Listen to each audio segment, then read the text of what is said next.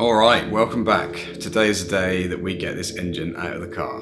But before we do, let's have a very quick recap.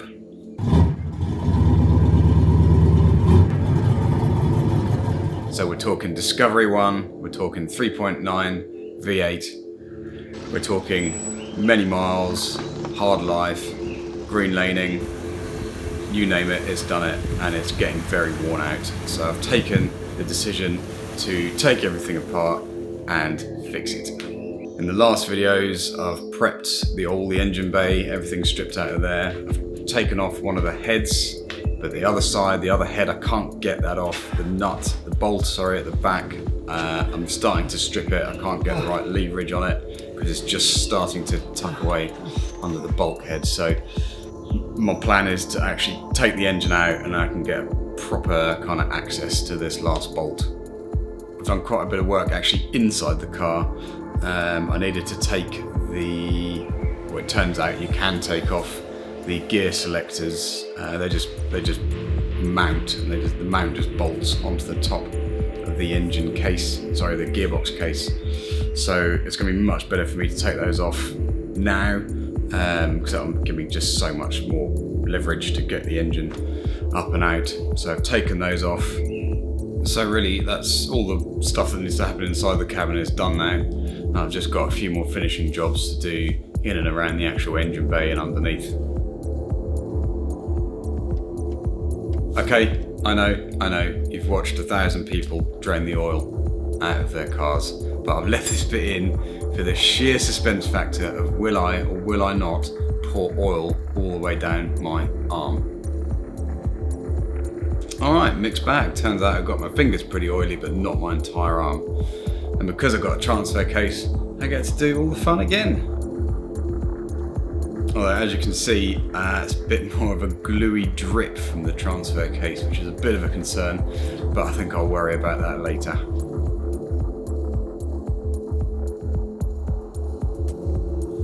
So just taking the transfer case oil plug out, there are actually some metal filings in there, so I don't think it's looking too healthy. More the beginning of the end, I would say, rather than the end of the end. But I think that needs some attention before I put it back in.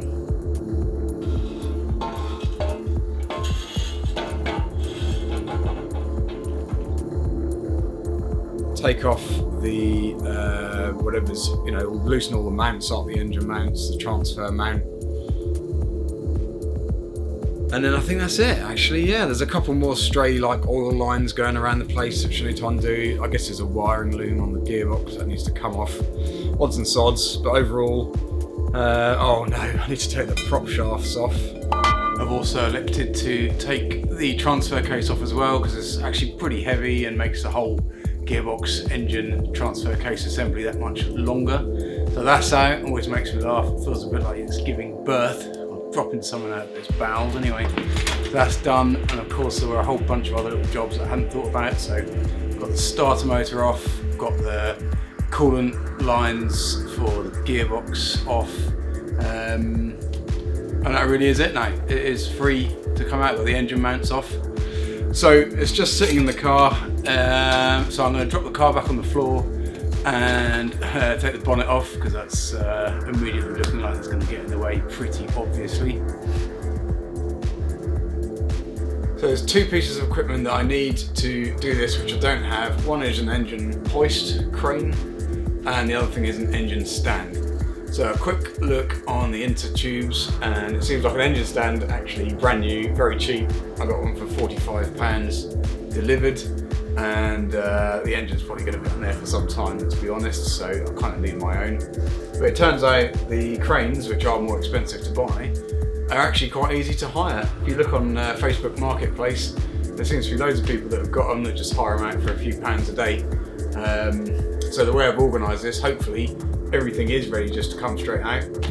So I shouldn't need the crane, for more than a day. So I get the engine out, take the gearbox off, and then stick the engine onto my newfangled stand. Anyway, literally that is everything I've got to do, so cue montage of me trying to get this engine out. So this is really it, the engine is coming out now. As it sits, the engine sits on 2 mounts, and then the transfer case at the back has a 3rd mount. So I found that if I strapped up the top of the engine, well, I strapped up the engine with the straps, I could then unhook, as it were, the engine off the rear mount, and then that puts the whole assembly kind of in the right direction to come out, because the gearbox is already down, and then I'm starting to lift the engine up and I can get it up and over. So I did that, started jacking it up. Unfortunately, my number plate at the front got pretty squashed by the crane, which is a shame because it's like the newest thing on the car, but there you go, it's only easy to replace if that's the only casualty. Now, I don't know why, because there was nothing holding it in place, but the engine was so stuck onto the 2 front mounts, it took me ages and ages to actually free it. And you can see here I've got the crowbar on it, I'm levering things away, I'm trying everything I can, but it just wouldn't come until the very point where it did come. So yeah, bit of a jump, because it's quite the whole front of the car had jacked up so high that it was quite a moment when the 2 did actually separate. Anyway, so that was something that I didn't think was going to be a massive problem, but turned out to be quite a long-winded kind of moment, just separating the 2. So on to the next thing. The crane, as you can see, doesn't have